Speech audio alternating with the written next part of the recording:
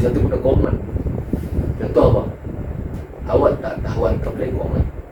Awak tak tahuan ke pelekong.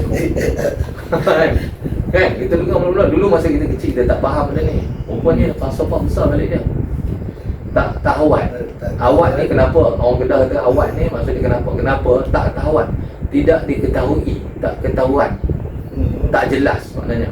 Kepala dan ekor, pelekong. Dia sambung kepala dan ekor tu ke pelekong.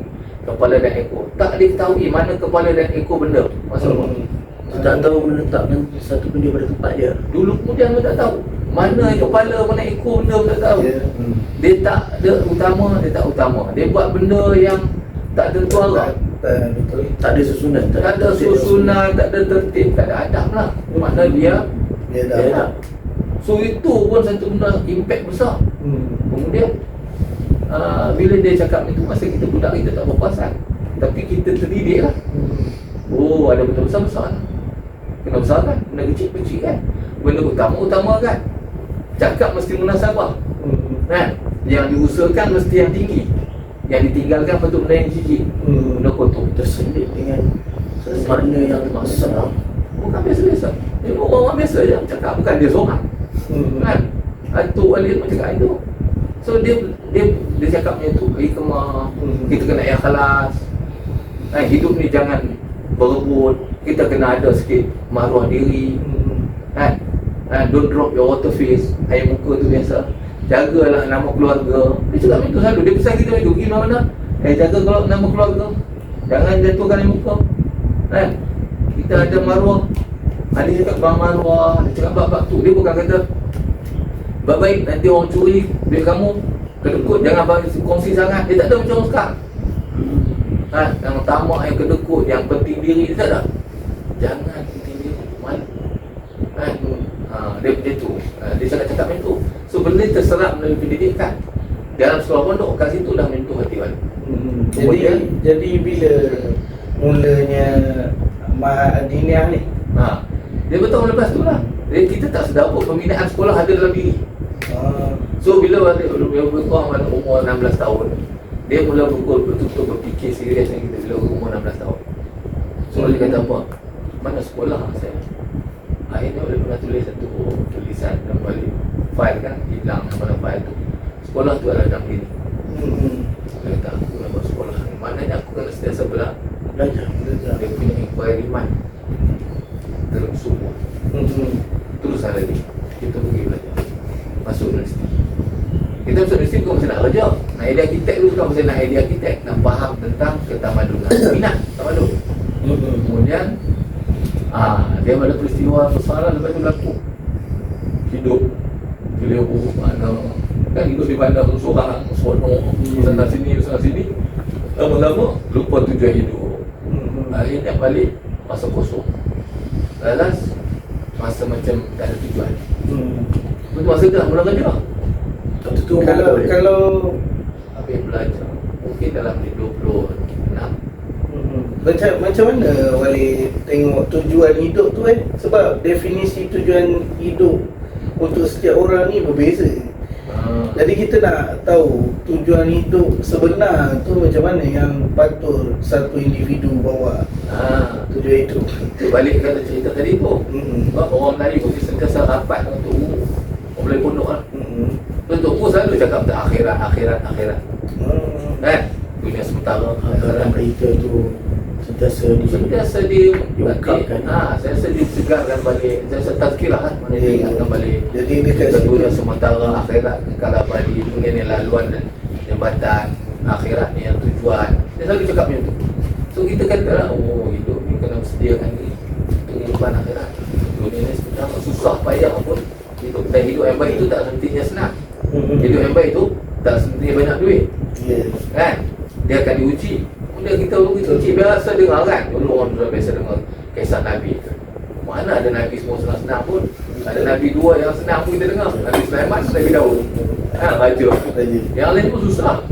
So dia orang selalu diulangkan perkara tu tentang betapa hidup satu perjuangan. Dan sebenarnya ada tujuan dia, akhir dia apa? Nama pun akhirat, ujung. Bahasa Melayu bagus. Dia ambil perkataan Arab banyak kan. Akhirat perkataan Arab, orang Melayu ambil. akhir. Akhir. Nasib akhir tu sentiasa dalam fikiran kita. So bila macam tu, kita walaupun kita hidup sendiri, bawa ke Kuala Lumpur, tinggal kampung, hidup rendah bukan-bukan, tapi jauh tertanam dalam psikologi kita kekosongan rasa akan rindu kehidupan yang baik. Dia ada walaupun kita nakal. Ya, betul. Walaupun dah mula Betul. baca Quran dah malas masa tu, semayang pun lambat kan. Kadang-kadang semayang pun duduk engkau-engkawat tu, semayang lima kali sehari semalam kan. Ya. Tapi ada ketika kita semayang 3 waktu pun kawan-kawan kita dapat jadi wali je. Punya teruk 3 waktu je semayang. Yalah. Subuh lepas ke mana kan. Apa nama selalu yang hilang semua. Subuh lepas ke mana. Kadang-kadang isyak pun lepas ke mana. Kadang-kadang asar lepas ke mana. Main bola lah. 3 waktu kawan kata wali lah. Oh, pun nak pondok. Oh, tu lah kita pun tak 3 waktu kan. So tapi hati kosong masa sesuatu yang kekurangan. Yelah. Bila macam tu, bila kerja, bila baru habis belajar, kita lah lebih kurang dulu pun dah. Lebih kurang masa tu tahun 80 lebih, 89, 87, 8 kan. Mula nak kerja. Masuk hujung tahun 89, masuk kosong, jumpa dengan tabligh. Kawan tu kan. Dia tanya dia, mana kau pergi? Kita kata apa? Aku pun nak juga sesuatu yang baik. Dia pun kata, jom ikut tabligh kita. Keluar tabligh, duduk masjid 3 hari. Barulah dia refresh balik hidup yang kecil tu dulu. Oh, tujuan hidup, inilah hidup yang mulia. Inilah kita punya perjuangan. Kalau kita, orang kata die standing, mati berdiri pun berbaloi. Kan, balik satu masa tu, apa aku nak buat, sesuatu yang aku buat. Kalau aku buat tu, mati pun tak apa. Macam tu. Jadi, itulah yang dapat tabligh. Mulalah keluar tabligh. Dalam tabligh pun pendidikan. Nak cerita tadi tu, sebelum sampai ke sekolah tu, dalam tabligh pendidikan. Sebelum mula situ pun balik mula suka lagi lah. Kemudian bila dah keluar tabligh, mulalah rapat madrasah. Kawan-kawan madrasah yang buka madrasah, kita pun pergi pompa, kita duduk apa orang kata menghabiskan masa sikit lah. Masa lapang kita tengok madrasah, tengok budak baca Quran, hafal Quran, rasa hebat, baguslah budak-budak ni hafal Quran. Jadi di akhlak mulia yang menjadi benda pertama signifikan pada pengajian madrasah ni adalah 2 perkara. Satu akhlaknya dengan Quran. Kedua, akhlak dia bagus. Walaupun intellectually tentang pemikiran kita ada macam ada masalah kat situ.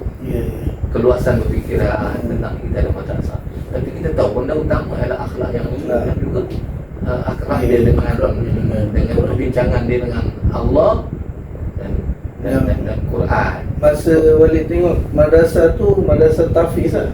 Masa tahfiz di Jitra contohnya itu salah satu lah yang banyak orang yang kat situ lah.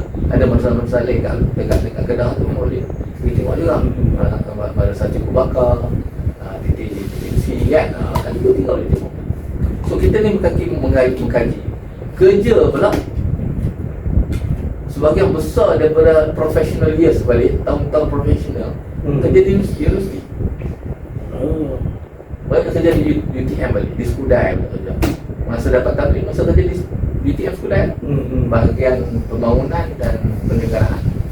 UTM universiti juga, rapat dengan budak universiti, rapat dengan syarah. Walaupun kita non-academic staff yang bukan academic, tak mengajar pun universiti juga, minat juga dengan library kan, dengan masjid dia, dengan aktiviti pengajian. Tugas tu habis UTM, pindah kat UUM.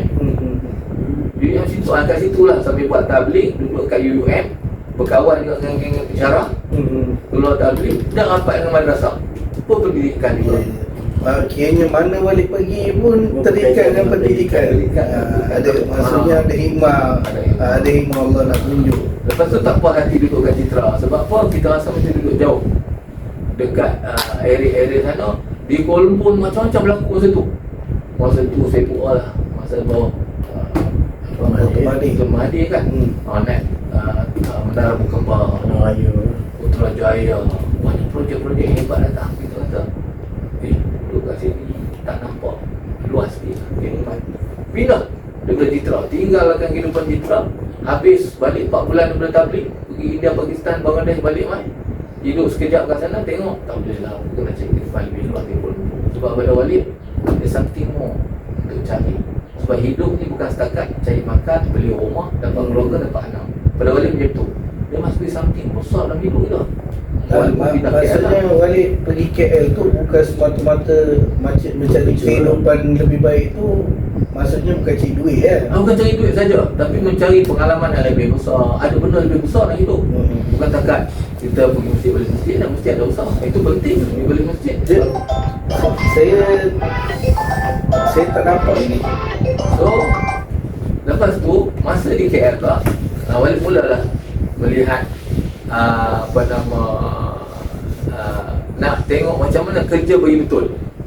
Dan tadi dah betul dah hidup tentang jaga agama kan, kenal Tuhan, kita dah minat kat situ. Tapi datang satu masa bila pergi kerja, macam mana nak pergi kerja tu ibadat? Tahu sedap orang kata kerja ni ibadat, tapi kita tak puas hati. Takkan orang kata mudah-mudah nak suruh kerja ibadat. So mesti ada kualiti lah kerja. Maka Walid mencari program yang mengangkat profesionalisme. Walid terlibat dalam tiga COVID, 7 Habits in Habit. Belajar benda tu. So itu apa 7 Habit itu apa dia punya? Dia 7 Habit, dia panggil 7 Habit of Effective People. Maknanya orang yang kalau buat kerja jadi, dia ada mesti ada 7 habit. Kalau dia ada 7 habit ni, dia buat kerja apa jadi? Profesional jadi, apa pun buat kerja pun jadi. Kalau jadi anak pun menjadi. Kalau dia ada 7 sifat ni. Tapi bila kita tengok, betul juga apa dia kata. Tapi dia tak berakarkan kepada tradisi keilmuan Islam. Dia tak berakar kepada Quran. Walaupun dia kata Quran pun dia rujuk, hadis pun dia rujuk. Sebab dia Dr. Stephen Covey ni, dia satu orang Mormon, satu orang Kristian. Dia kuat beragama dan dia percaya kepada Nabi-Nabi dan dia percaya kepada teks-teks ni. Dia percaya pada Quran pun. Dia percaya kepada ini, dia percaya baik pada Bible. Dia nak cari kehidupan yang baik. Maka dia rumuskanlah 7 perkara ni. Dan dia tak berhenti di situ.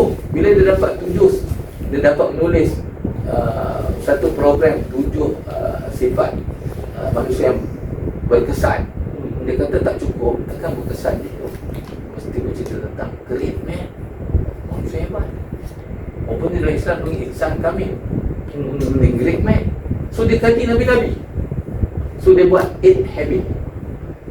Habit ke-8 itu bagaimana from good, from baik, from cemerlang kepada great, from good to great, daripada baik kepada hebat.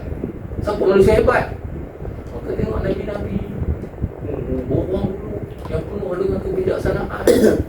Nah, so dia tulis tentang benda tu. So Walid kata, bagus ni. Tapi tak berhati lagi sebab mana dia sumber daripada Islam yang betul-betul mesti ada. Tak kalau kita tak ada benda ni.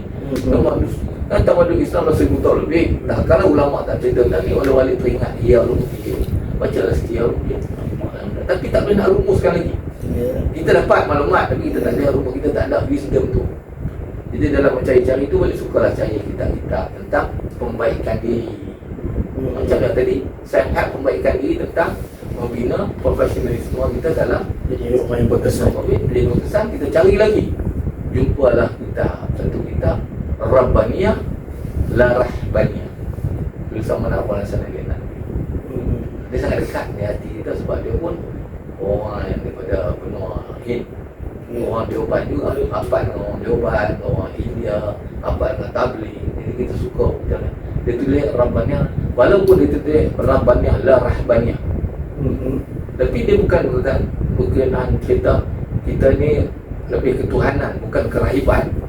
Tapi sebenarnya cerita itu bagaimana madrasah-madrasah yang berada, syekh-syekh besar yang berada di segala pelosok dunia Islam ni telah wujudkan madrasah-madrasah yang membentuk manusia menjadi manusia indah. Pendidikan dijalankan di khangkah-khangkah oleh syekh-syekh tarikat. Bagaimana mereka mengubah daripada orang penusta menjadi satu orang aulia. Macam mana jadi satu orang yang rosak kehidupan menjadi satu orang aulia. Macam mana satu orang yang buruk perangai bila datang khidmat pada agama melalui khangkah-khangkah ataupun madrasah-madrasah perubahan kehidupan. Hebat. Tetapi masih lagi cerita.